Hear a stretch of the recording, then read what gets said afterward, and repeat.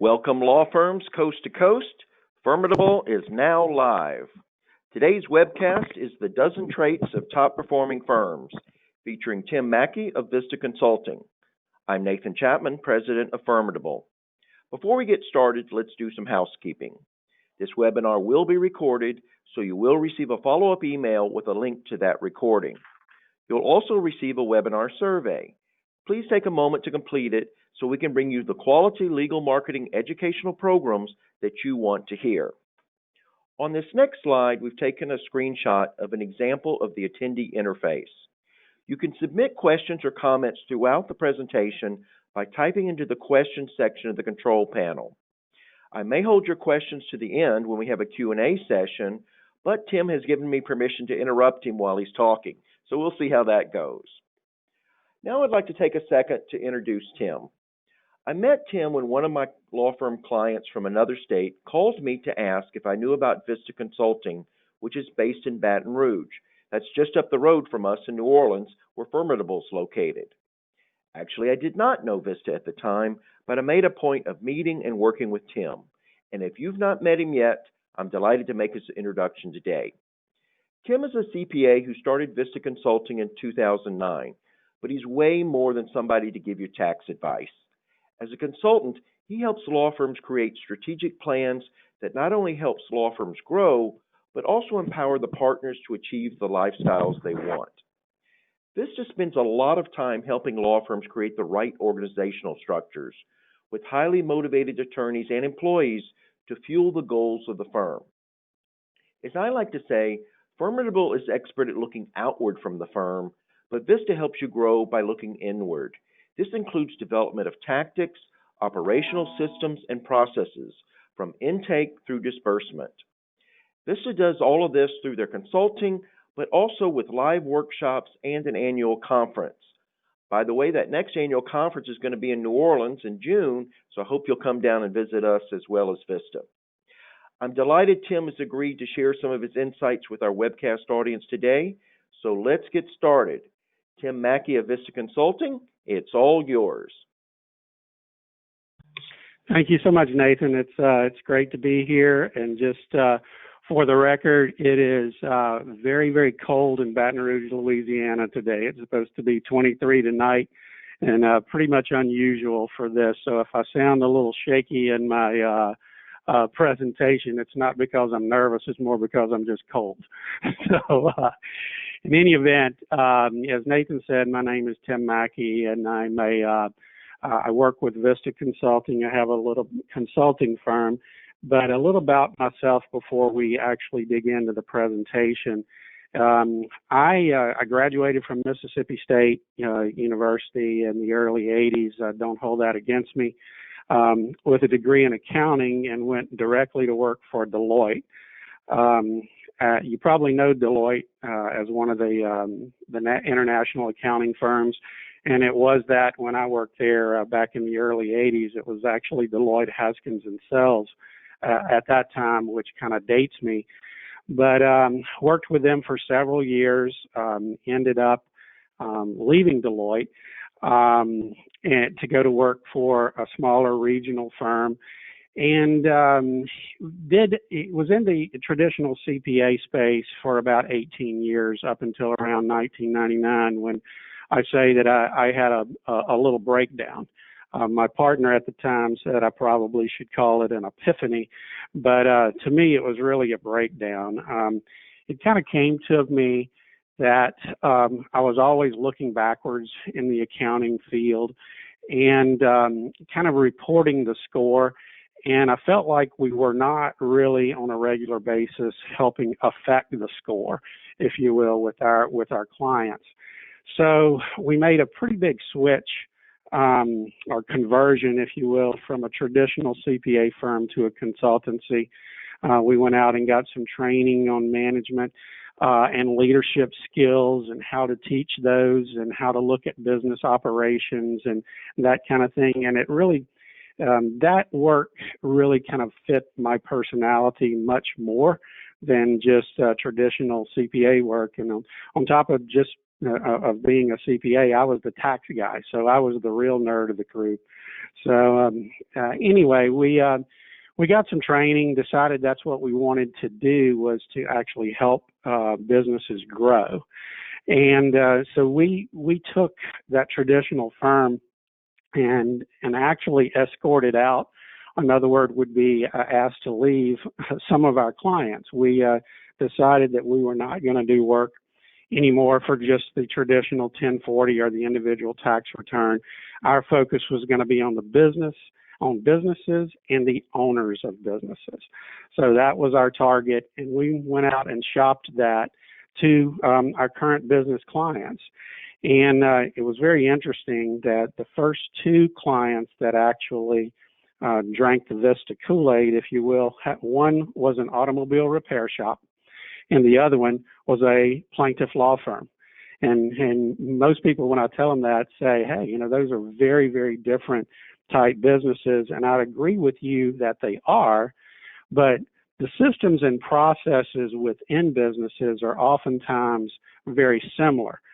For example, if someone wanted to get their vehicle repaired, they would make a phone call to the shop, and we would do the best or they would do the best that they could to convert them into a customer. Very similar to a phone call coming into a law firm, where the law firm does its best to convert them into a client. So it was interesting to us when we started going through looking at evaluating systems and processes that businesses are oftentimes very similar in the systems and the processes that they use to deliver their services, but those services obviously can be very, very different.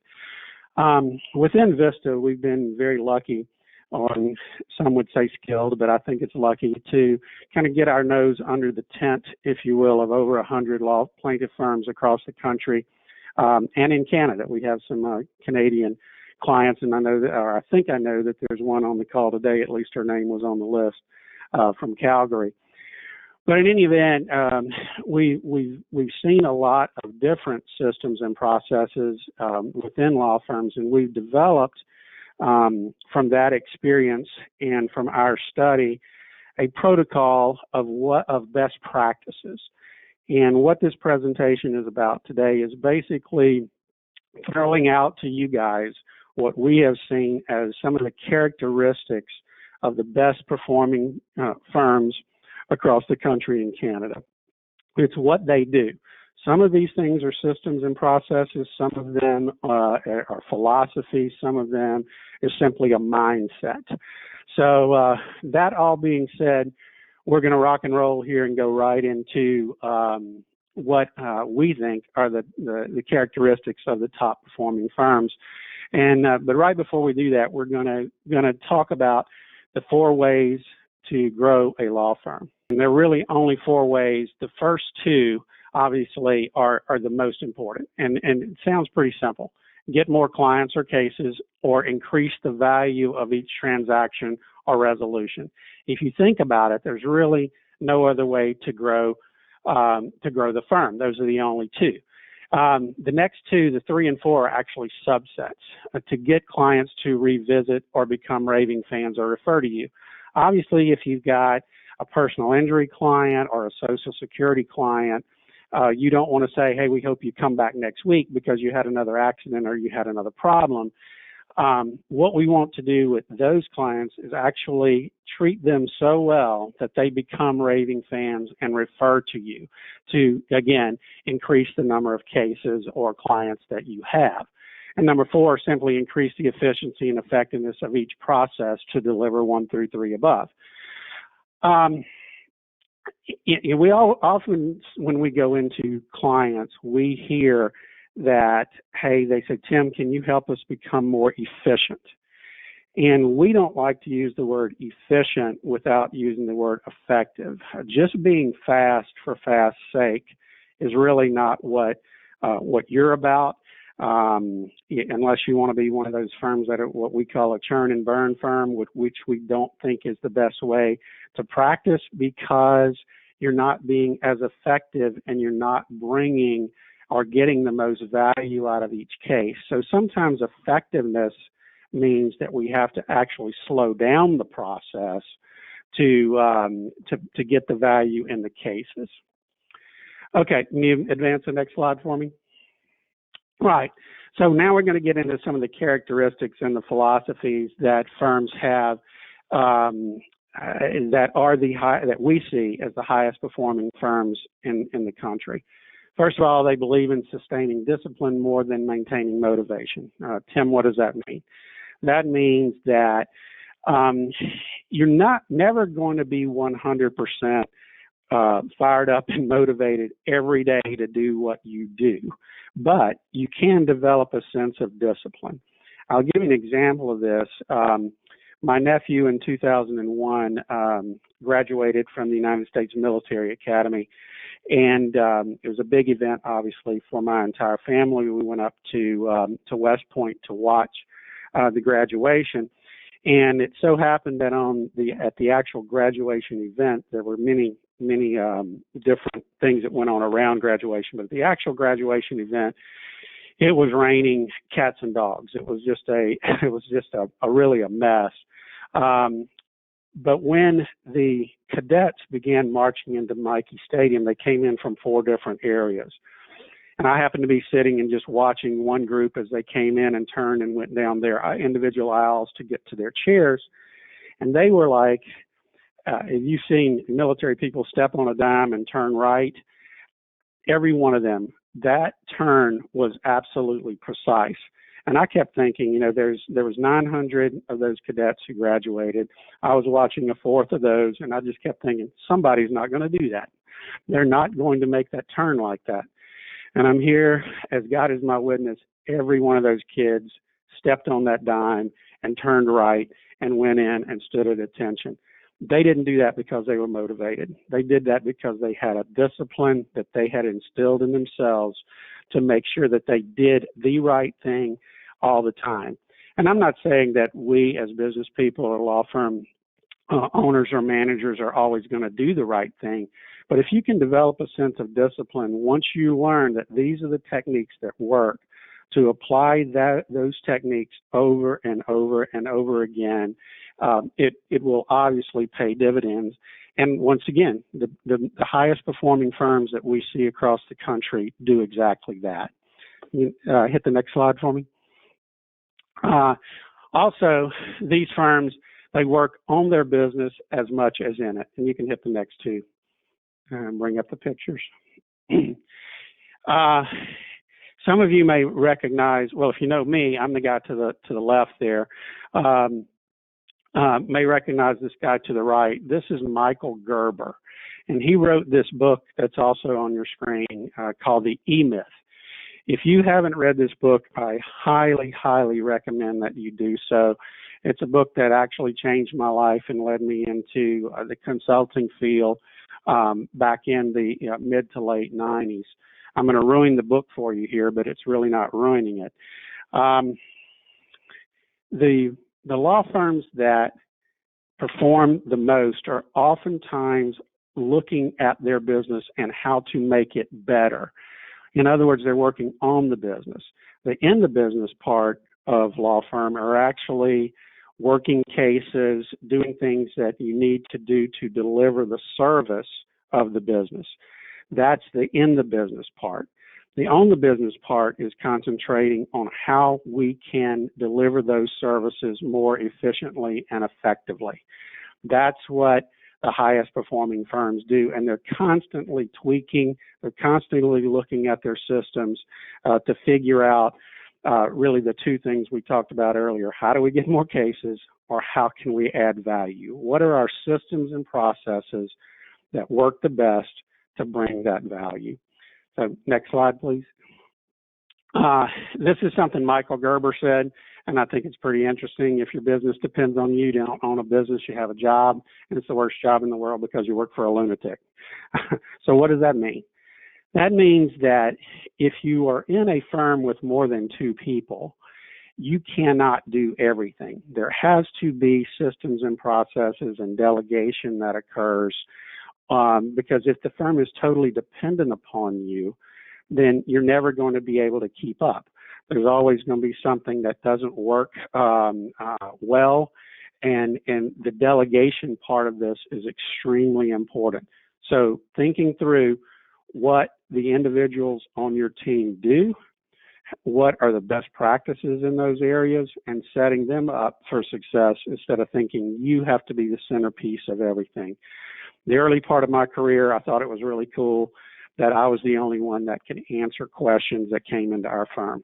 And then I realized, oh, hell, I've got to be here all the time. I'm the only one that can do it, and kind of woke up to the fact that, hey, I need to set up my team for success, not just me.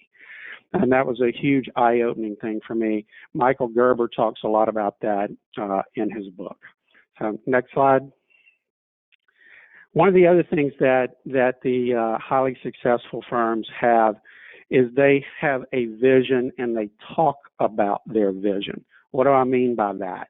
I mean that they attempt to look into the future, maybe 3 to 5 years, and say, okay, this is my business as it is today. If we are 100% successful in everything that the owner or the visionary wants, this is what our business is going to look like in 3 to 5 years.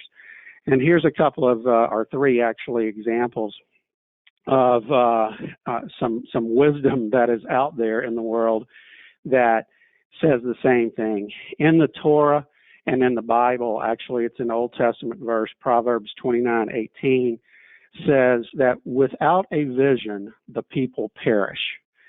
What does that mean? Again, that just says, okay, without a vision of where you want to be in the future, without knowing what it is that you want, you're going to end up wandering around the desert for a long time. You may also know Stephen Covey. Stephen Covey wrote The 7 Habits of Highly Effective People. And the second habit is begin with the end in mind, which is absolutely only one other way of saying, that you must have a vision. You must know what your target is.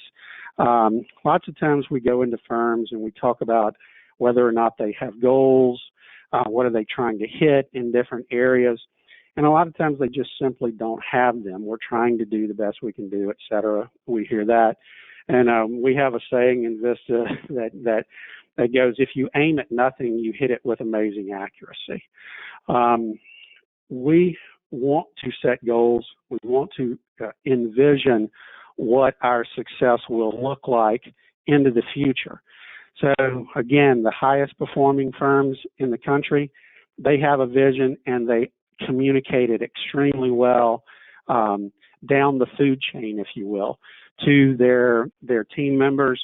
Everyone knows what we're shooting for. Everyone knows our goals. Everyone knows what we're trying to do in our organization. So having a vision, obviously, extremely, extremely important. We go to the next one. You can bring them all up. Thank you. Okay. The highest performing firms develop a culture. Now, there's a picture of the nose here in the first slide, or the first picture in this group, because it reminds me of whether we want to agree with what I'm about to say or not. I think it's true. Each of our houses or each of our homes has a unique smell. Now, whether we want to agree with that or not, I think when people come into your house, they may or may not say, hey, there's a smell here, whether you're in your house or someone else's. There's usually a smell. Now, that smell can happen by default, or it can happen by intention. Obviously, we would prefer that smell was by intention. It smells how you want it to smell. If you've ever been to the W Hotel, if you've been to more than one, you can walk in and that smell tells you you're in the W Hotel. It is very intentional that they do that. The analogy here is it's just like culture. Your firm, whether or not you would admit this, has a culture. It may be by default. We prefer that it should be by intention. It may be a very light culture. It may be a work hard, play hard. It may be, we're going to work from 8 to 5 and we're out of here. There's no matter what it is, What we like to see is that the culture is built by intention. And generally that culture is built around the personality of the owner. And if the owner is a real jerk, that the personality of that particular firm may not be the best. Okay. But if you can decide, hey, this is the type culture that we're going to want to have and build it that way with your people, then it will be generally a positive culture, and it's built by intention. Before we go into firms to do an assessment, we send a questionnaire to the entire team. And one of the questions is, what is the culture of your firm? And I can tell you about 50% of the time, the team members say we don't have a culture, which, as I said earlier, is not true. You have a culture. It's just by default. Nobody's really worked on it to try to have a positive environment.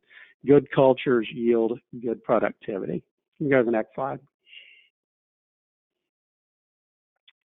Okay, you can bring up the bullet points too, Katie. The highest performing firms all seem to have a high functioning COO, Chief Operating Officer, or Operations Director, or some people call it Office Manager in some instances, or a well-developed management team. That goes back to the delegation, that you don't have to do everything on your own. But the COOs and the management team generally have a set of characteristics that they have that make them the highest performing and help their firm perform very, very well. Just as a little bit of an aside, these people do not have to be lawyers, and oftentimes they shouldn't be lawyers. Going back to working on your business versus in it, most of the people that work on the business, maybe not most, but a lot of the people that work on your business are really not lawyers. The lawyers and the case managers, legal assistants, et cetera, usually work in the business delivering the service. So the person who's running your operations doesn't necessarily have to be a lawyer. Sometimes the skill sets are so different that it's preferable that they're not lawyers. But also the COOs, they have great coaching ability. They're both understanding and firm. They're not on a power trip. In other words, it's not that they're looking for their way, if you will, to be achieved. They're looking for the way that is best for the firm.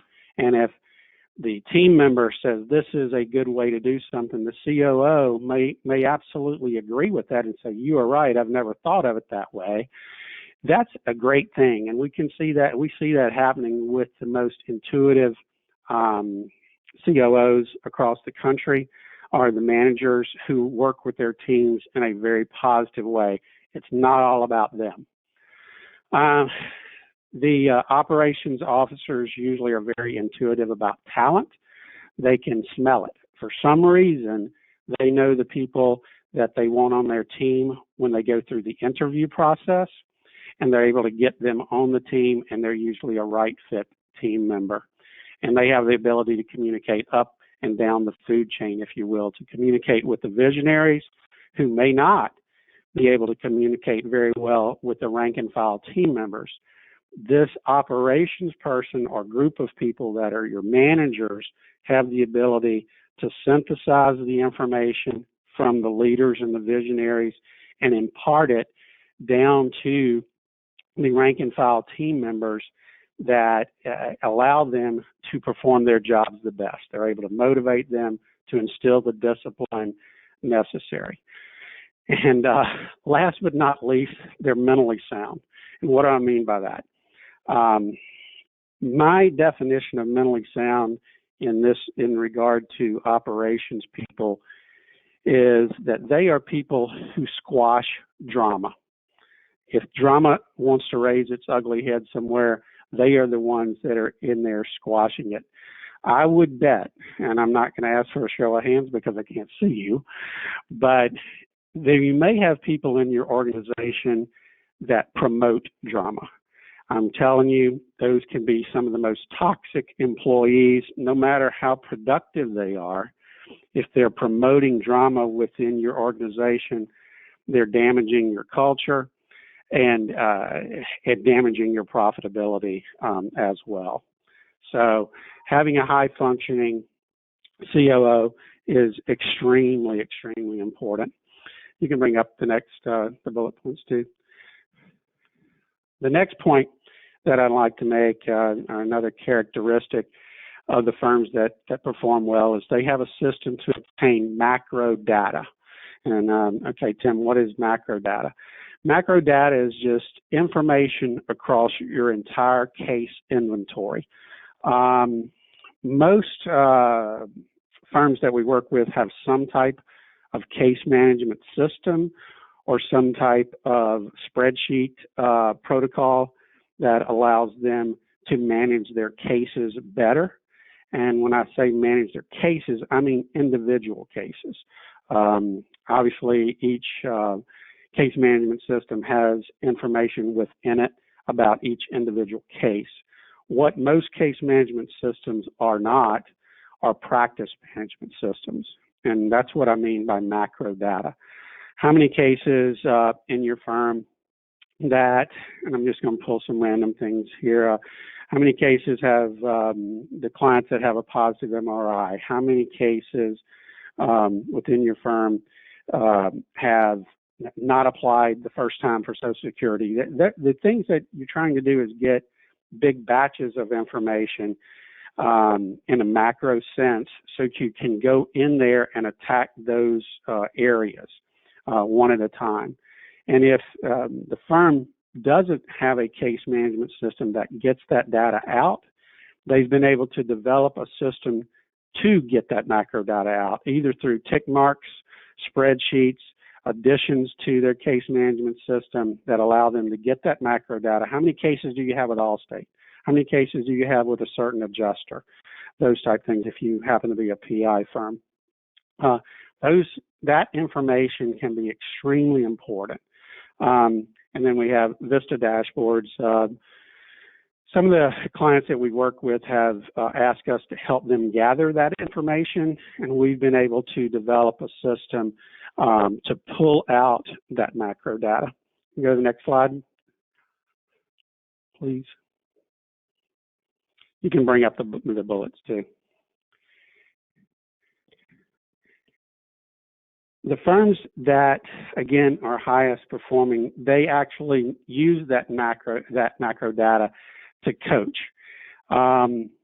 Macro data usually comes in two forms, and our Vista terminology for it is owner or management scoreboards or manager diagnostics. Let me try to make the distinction for a minute between the two. Sometimes the visionaries and our owners of businesses, they don't want to know a tremendous amount of detail about what's going on in the areas of the firm.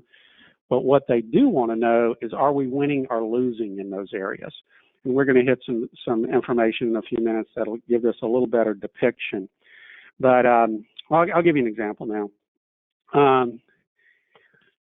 The owners may want to know that of all the calls that we get, the intake leads, if you will, of the ones we want, we're converting over 90% of those to clients. That's great. That's a scoreboard. We're converting over 90%.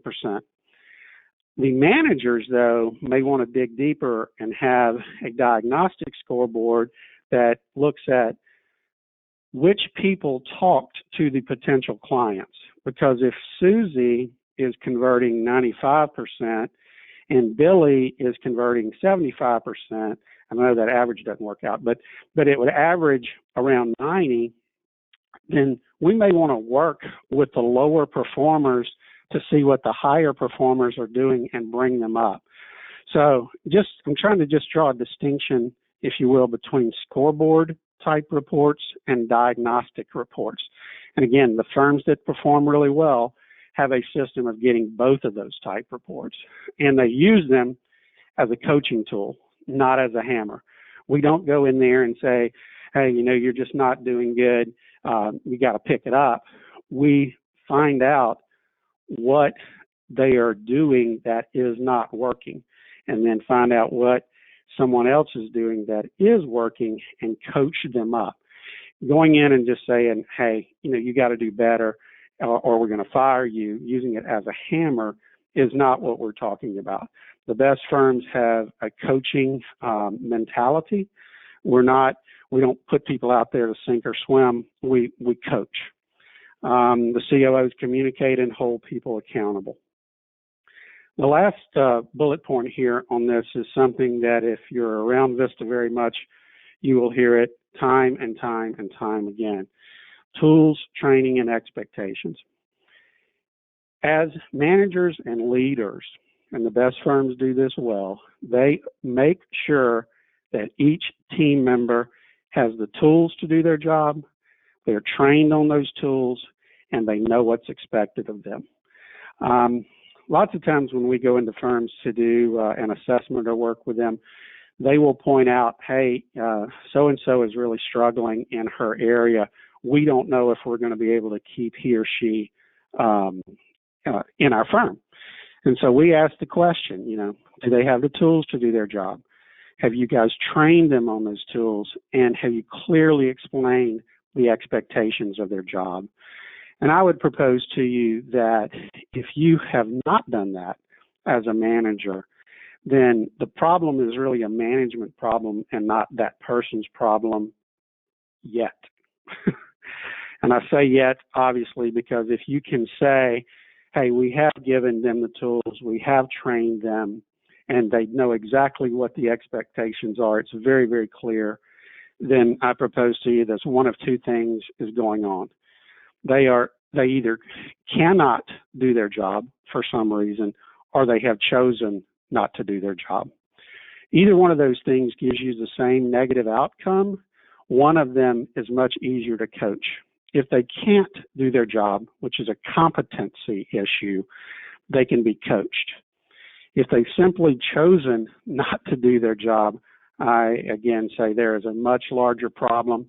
We may be able to coach them, or in fact, you may have been right to begin with, and there's not a place in the organization for them.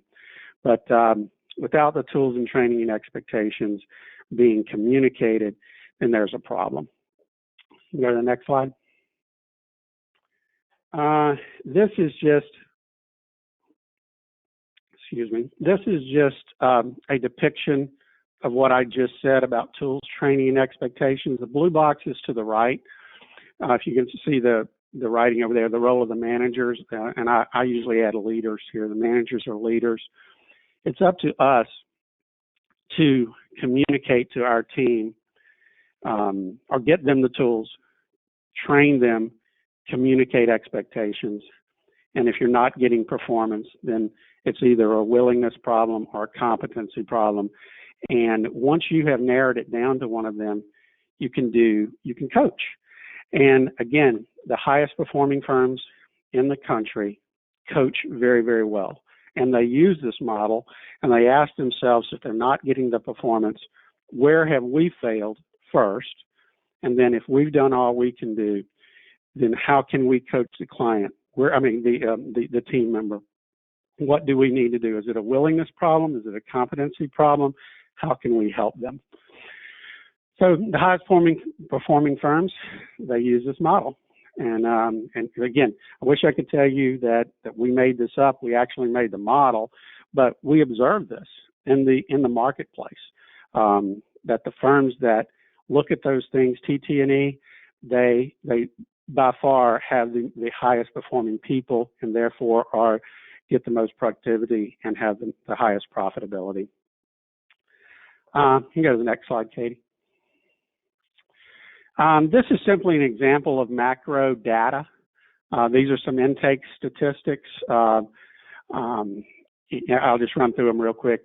So these are leads or calls, or the leads could be any type of a lead. It could be a web lead, it could be a walk-in, it could be a phone call or whatever. So you have 3,000 leads. Of those 3,000 leads, we wanted 1,500 of those leads.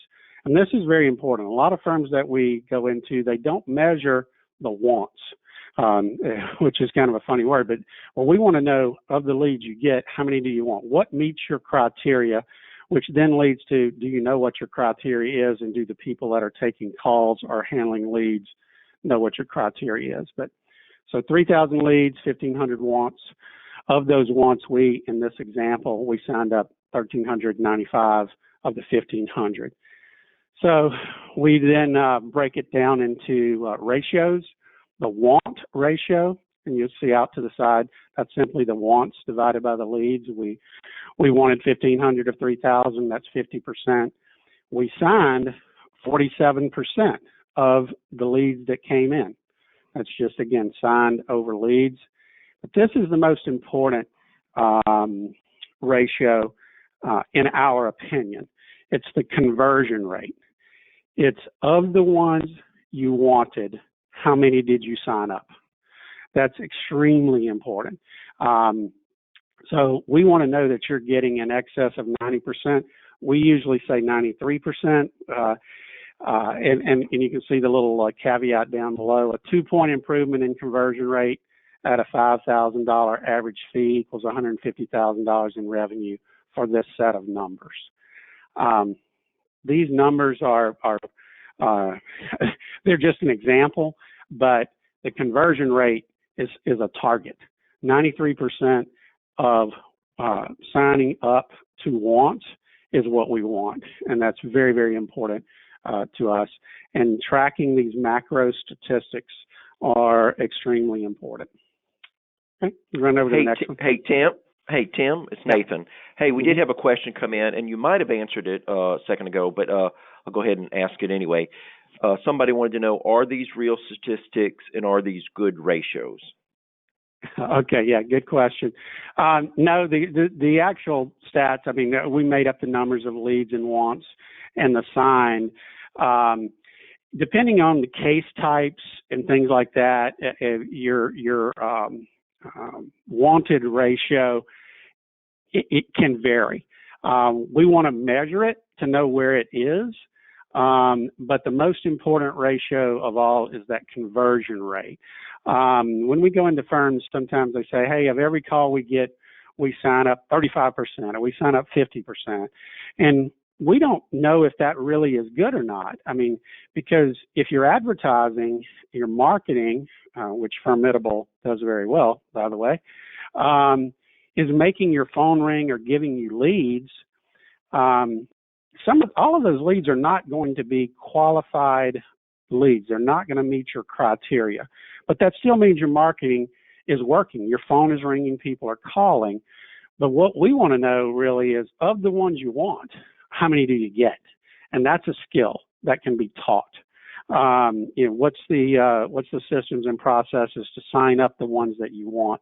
So the 93% of this set of data is the most important one. I hope that answers the question, Nathan. So, okay, moving right along. This is another example of some macro data. This is, I'll explain in a second, this is simply a depiction of what we call a condensed profit and loss statement. In most plaintiff firms, there's usually what we call the big three expenses. There's attorney comp, there's non-attorney compensation, and then there's marketing, advertising, case acquisition cost, whatever you want. Without fail, in the plaintiff law firm arena, these are the three biggest line items that we see on the expense side of the ledger.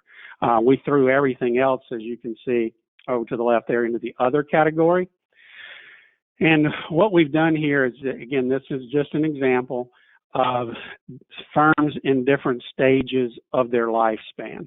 A startup firm, a turnaround firm, a realignment firm, and a sustaining success firm. Now, someone may ask, Tim, are these good net profit percentages, et cetera? I'm going to say that the sustaining success is a good one, but there's a lot of what ifs that go into this. A lot of times we have owners and visionaries or managers that are actually working cases and that kind of thing. When we talk about net profit, we generally are talking about profit generated by your team and not you, if that makes sense. We want to see a bottom line profit that is reasonable, that is not actually generated by you as the visionary. You're the one that's working on the business, making sure the systems and processes and the delivery is done well, but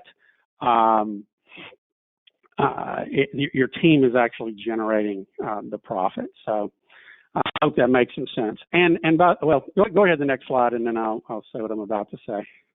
I know this one is very, very hard to read. This is a spreadsheet that will help you analyze the profitability by either attorney or attorney team. If you guys will email me, and I'm sure we're going to get my email address toward the end. If you'll email me, I'll send you an electronic copy of this, and it'll explain to you exactly how to use it. And the electronic copy will actually be live. So in other words, you can drop numbers in and it would compute for you. But this is just another tool that we've used in analyzing or helping our clients analyze their profitability. So you can go to the next one, Katie. Thank you. You can go ahead and bring them all up.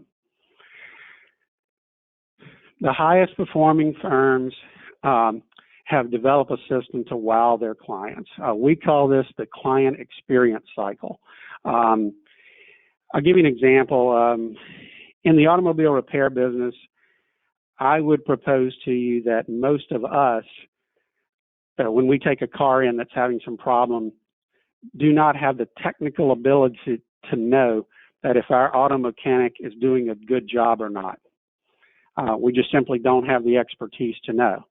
But we judge them on how they handled the phone call, how their facility looked, whether or not they have good coffee. We judge them on lots of things that have really nothing to do with the service that they provide.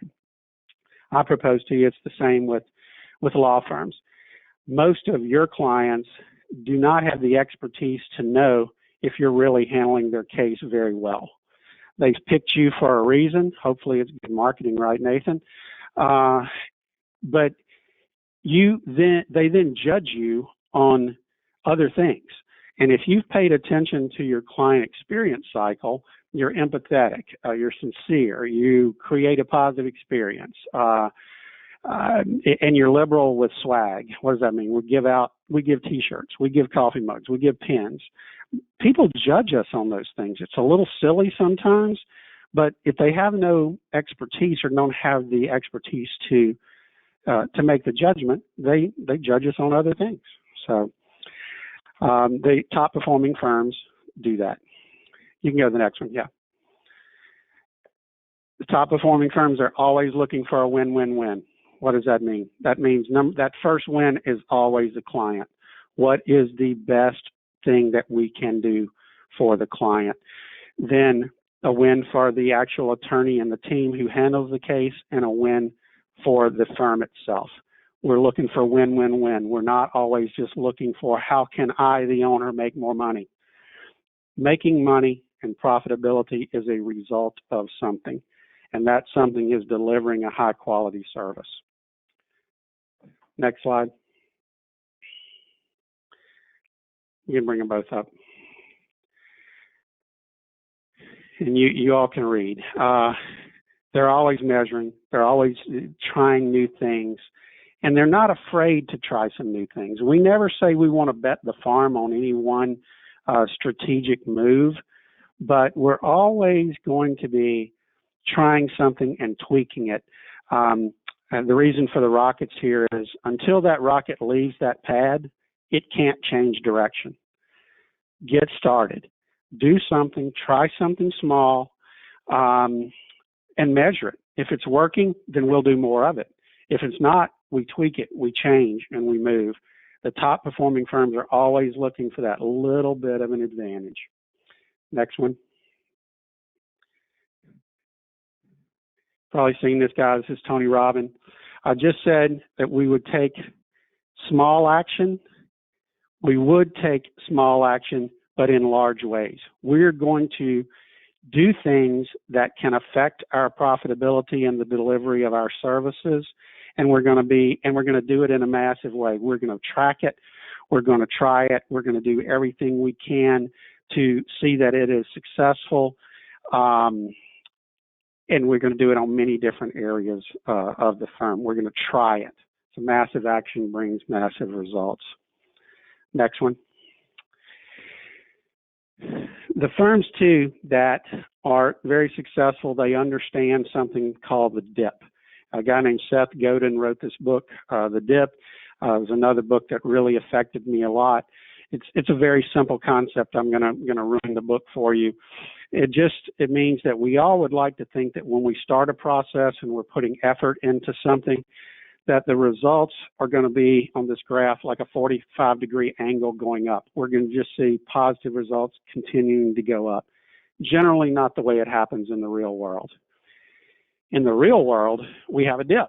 We start off and we may get some early yardage, but as we continue to tweak our processes and refine them, we very well may notice a fall off in productivity while we're getting our feet under us to push off more. I'll give you one quick example, and it has to do with a PI firm, a plaintiff, a personal injury firm that we worked with. We were looking, we weren't really happy with the average case fee that we were getting on cases, and we decided to institute a valuation committee. That's a committee that looks at cases by the generally the lower, the less experienced attorneys, and we wanted some of the more experienced attorneys to get an eye on those cases, and we put together this process that we called a valuation committee. And when we started doing that, what we found was we created a cash flow problem, because what we found was that some of those smaller, or the cases being handled by the younger attorneys were not being maximized. We weren't getting the max value on those cases, but it took a little longer to get there. So when we first started this, we slowed our cash flow down. And I can remember the owner looking across the table at me and saying, Tim, I think we broke something. And when we talked about it further, we decided we hadn't broken something, that we were just in the dip. We had started the process. We knew it was the right thing to do. It was absolutely the right thing to do for the client, but it slowed us down a little bit, and that hurt for a short period of time. Go to the next one, please. This guy, well, from left to right, is Charles Darwin. First guy is Charles Darwin.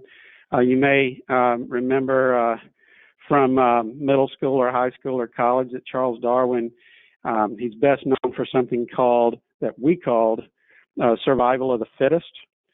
Actually, Charles Darwin never actually said that. What he said was that the species that survive is the species that is most adaptive to change.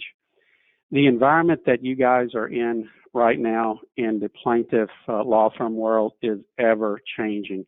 And if you think that you got it figured out, you may have it figured out today, but it'll change tomorrow. So we must absolutely be tuned in to change and be willing to change and try new things. Winston Churchill has a saying that I love. He said that we must take change by the hand, or quite assuredly it'll take us by the throat. Another way of saying it, get your butt in gear and know that there's going to be change. The last one is Edward Shinseki. He's a two-star general in the U.S. Army, and he told Congress that if they didn't like change, they were going to like irrelevance even less. So I think that's a pretty strong statement toward change.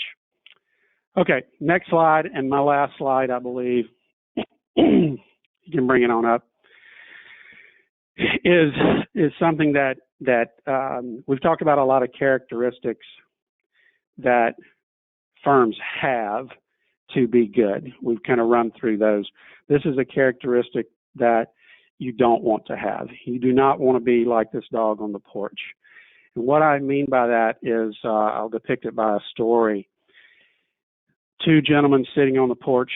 One is a visitor, one owns the house.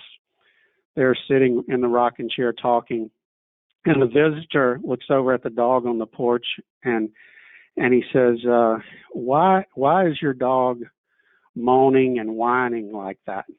And the the dog's owner says, well, he's laying on a nail.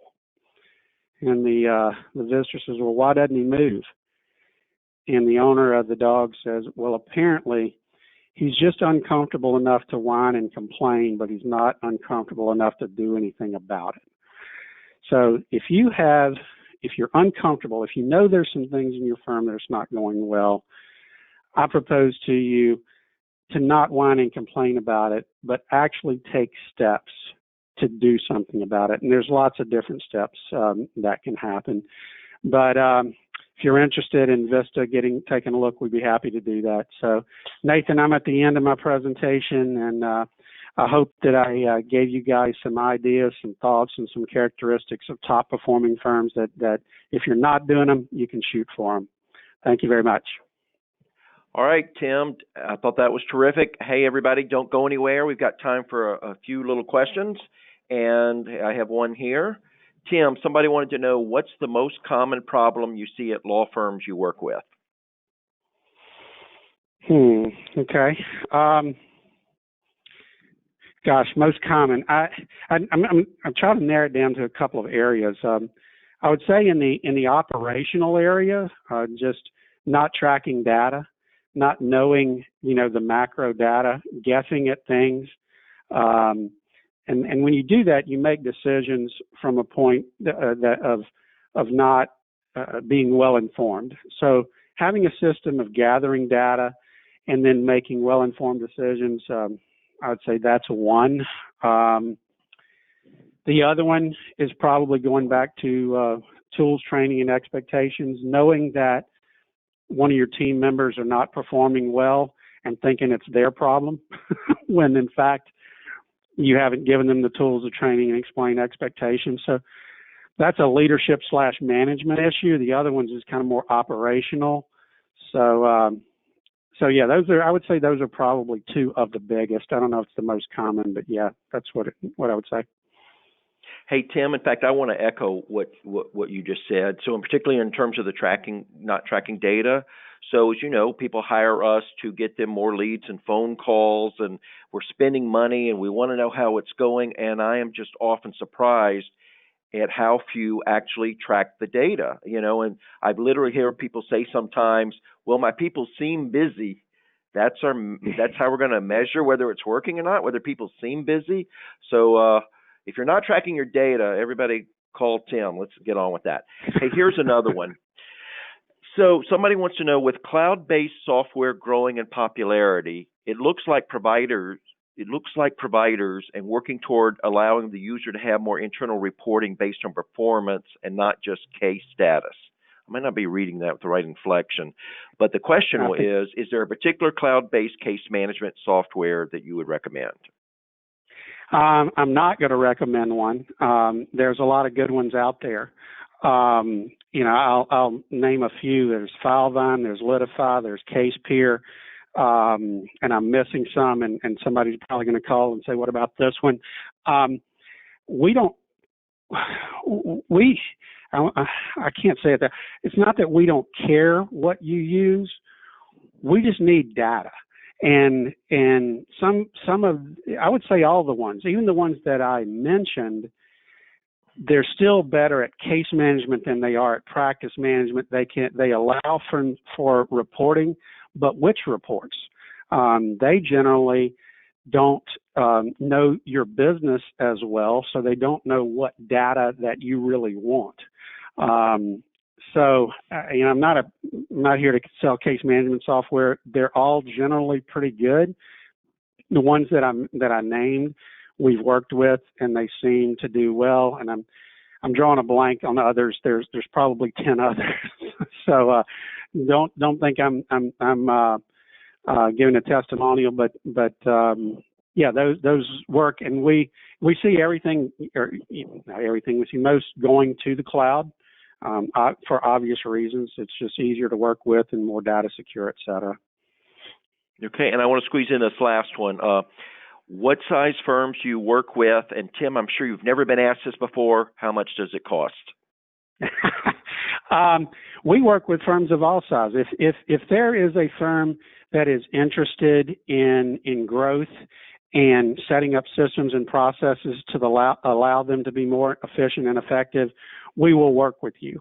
Our pricing, is really dependent on generally size of firms. We've worked with firms with as few as 5 team members, and our largest firm has 320 team members. Again, we adapt what we do to the size firms. I'll say that the top of the pricing, and again, we have to price, and we do an assessment because we can't tell you what you need to do until we assess. And that assessment is depending again on the size of the firm, but the top size would be $15,000 plus expenses, and we need to be on site for at least a day, most cases 2 days. And then after the assessment, we give a report, and then there's a decision to be made by the firm to whether or not they're going to take our report and implement themselves, or they want us to help them implement. We're a little bit different than most consulting firms in that we don't want to give you a report and walk away because most of the time it doesn't get implemented. That's where the problem is. I would say 90% of our clients, once we provide the assessment, hire us to help them implement the things that we found during the assessment. And that price varies depending on what we find. So again, I'm not being intentionally slippery, but that's how it works. All righty. Well, thank you, Tim. That's all the time we have. If you have any additional questions, Tim or I would be happy to talk with you directly after the program. As a reminder, hey, Nathan, one more thing. Yes, yes, sir. Nathan, one more thing real quick. I've got my email address up there. If you want that spreadsheet, please get that email address down, shoot it to me, and I'll get that back off. I'll shoot it back off to you. If not today, tomorrow. Okay, and one more reminder, once you leave today's webinar, please provide your feedback on the survey you should receive immediately afterwards. Finally, within 48 hours, you're going to receive an email with a link to view a recording of today's webinar. You can share it with other members of your firm who may not have been watching live today. Thank you, everyone, for attending today's webcast. On behalf of Tim, Vista Consulting, plus the entire team here at Firmidable, thank you for joining us today. Now go out there and get some more great clients.